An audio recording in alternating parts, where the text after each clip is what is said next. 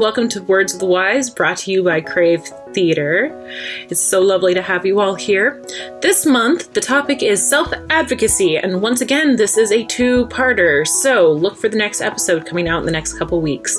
For my first interview, I had the pleasure of interviewing the lovely Georgina Escobar, and I hope you all got as much out of this interview as I did. Hello, and welcome to Words of the Wise. My name is Sarah Andrews. I'm sitting here with Georgina Escobar, and we are here today to talk a little bit about self-advocacy. So, Georgina, why don't you introduce yourself and who you are and what you do and all that good jazz? All that stuff. Hi, thank you for having me, Sarah. First of all, I'm Georgina Escobar, like she said. I am a playwright primarily, but I also direct, dabble in that here and there.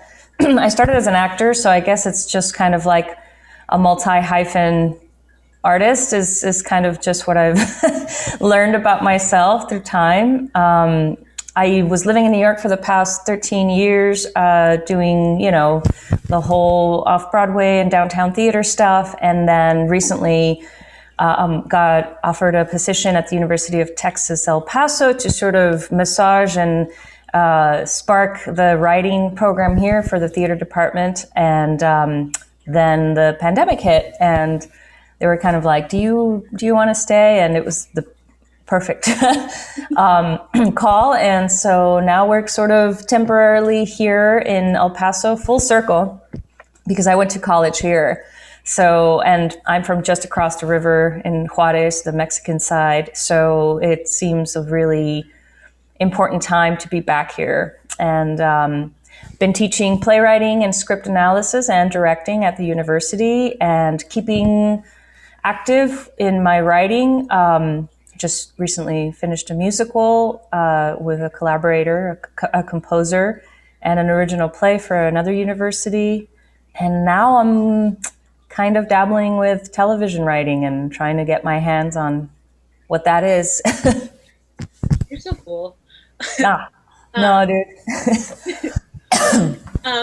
So, like I said, we are here today to talk about self-advocacy, and I met you when I was a prop designer for you years ago, and that's how I met you, and you were one of the most badass women I've ever met. As you were so good at advocating for yourself and making sure that your needs and the needs of your play were met. Right. Which is why I invited you here today. So, the big thing about this web series is, what do you wish you would have known before you got into this business? Right. Gosh, I mean, I think there's so much in that question, but at the same time, Sarah, I gotta say that I kind of like how I've come into learning, I think it's come at the right time because I've been open enough to gain bits of wisdom with the experience that I've carried before. So it's kind of like, if there was one thing that I was like, oh, I wish I knew this, or, earlier coming along, especially as a playwright, it's just to submit everywhere abundantly, overly, and not be afraid of rejection, right? Like that, I think early on, you submit a few things, you get a rejection, you stop. And you think that what you need to do is work on your craft, which of course you always do, but it's actually in the submission and in the rejection that you're doing something right. Someone's reading you. And I guess you start to learn that it isn't about you. If your play gets rejected, the play gets rejected, not the playwright, Yeah. So that's something that I wish I kind of had and I did. I've had a lot of bastones. In Spanish, we call them bastones, which means like a walking stick, which means they support you, your people, your elders, that they support you, and in the business. Migdalia Cruz and a lot of other playwrights that have sort of taken me under their wing, but in the tough love sort of way, right? To say these kinds of things, to get a rejection means you're doing something right.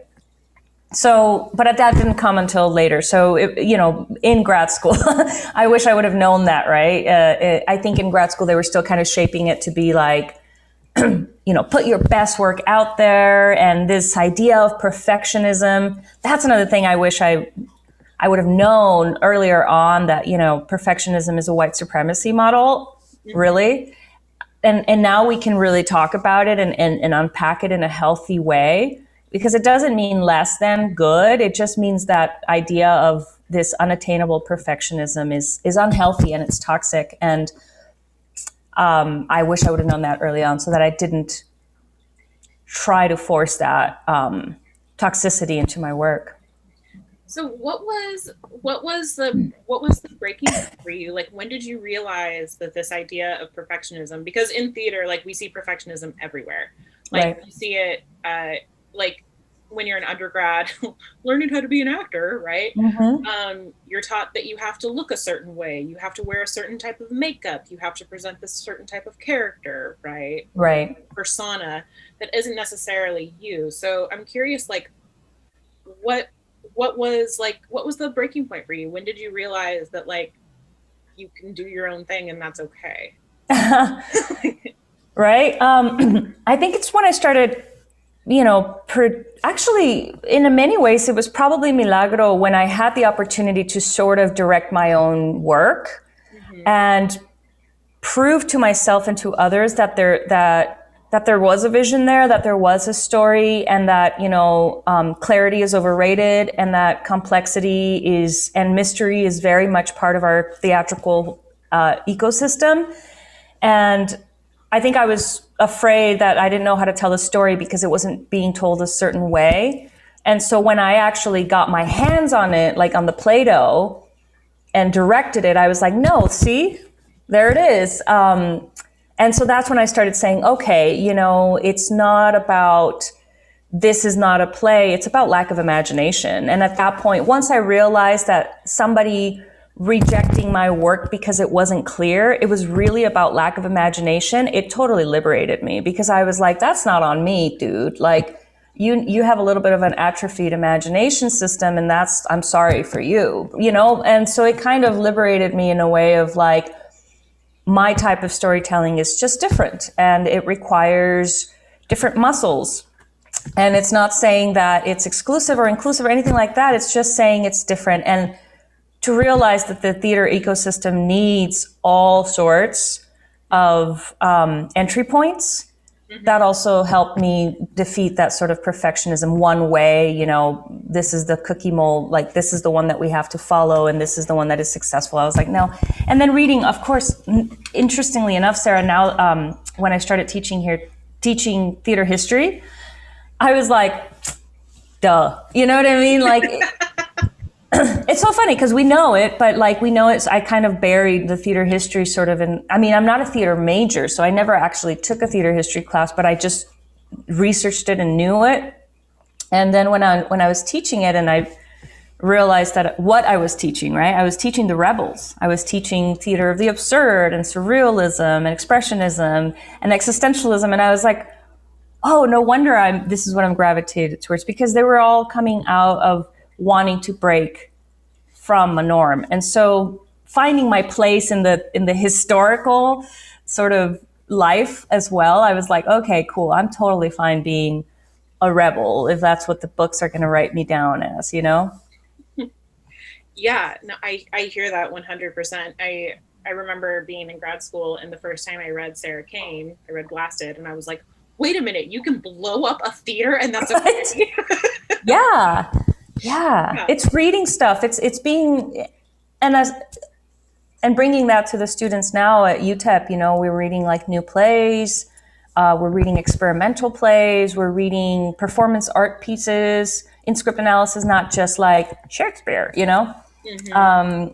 That's been very good for both parties, like for the students and for me to sort of be reminded of that, like of the form and how to engage with it analytically without saying like rejecting it, like, no, that's not theater. And so I think it's a very strong thing when you're talking about self-advocacy and advocating for my work. I have to teach others to analyze and to have a critical mind towards all types of work. Mm-hmm. Absolutely. Yeah.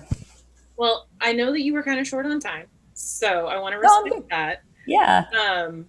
And So before we go, do you want to plug any projects that you're working on right now, or like offer any final like words or whatever? I don't know. Well, first of all, my favorite project right now in quarantine is this water garden because I just got a water garden. This is a betta fish, and he's growing me some beet radishes, and I mean some radish greens and some wild grass and some basil, and it's amazing. And it is a project. There he is. Look, he's so excited.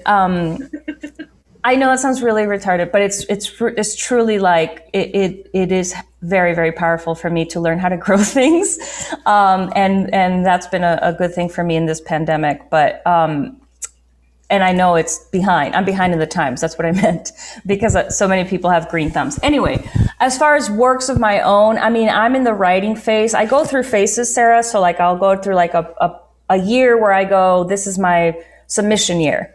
And I dedicate myself to like throwing my work out there, right? At submissions, at festivals, at grants, whatever it is. And then I have a year, hopefully, where it's production or development, right? And I dedicate myself to that. And then I have a year where it's generative. And right now I'm in the generative phase. So I'm incubating, I'm writing, I'm trying things out. Like I said, I'm trying out pilots and screenplays.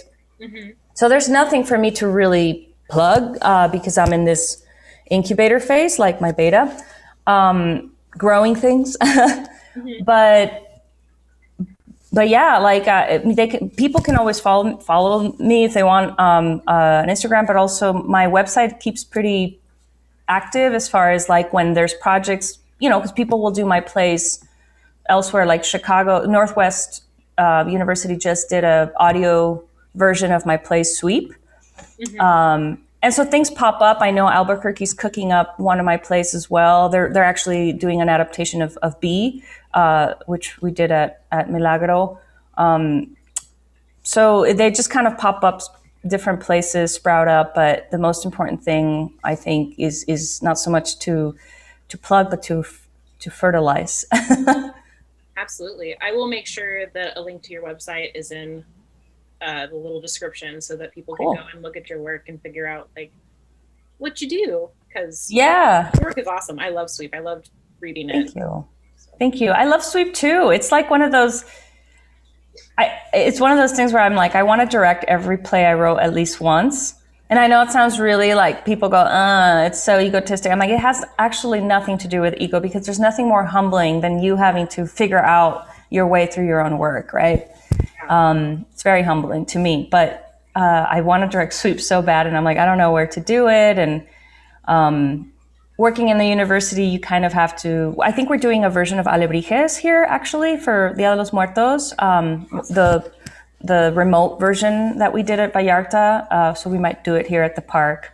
But for the first time, I'm kind of wanting someone else to direct it, because I've directed it 3 times already. So kind of like, let's see what happens when it's free, Oh, that's so much fun. And what a fun place to be at. Yeah, no, it's great. All right, well, we got to go. Georgina, thank you so much for being here. And you have a wonderful rest of your day. Thank you. Thank you so much. And I can't wait to catch up with you separately, of course. But thank you, everyone who's watching. Once again, thank you so much for watching this video. You can subscribe to this channel if you want constant updates on what we got going on and what the next Words of the Wise episode is. And to help keep this program alive, along with all of our other programs here at Crave Theater, please donate at cravetheater.org. Thanks.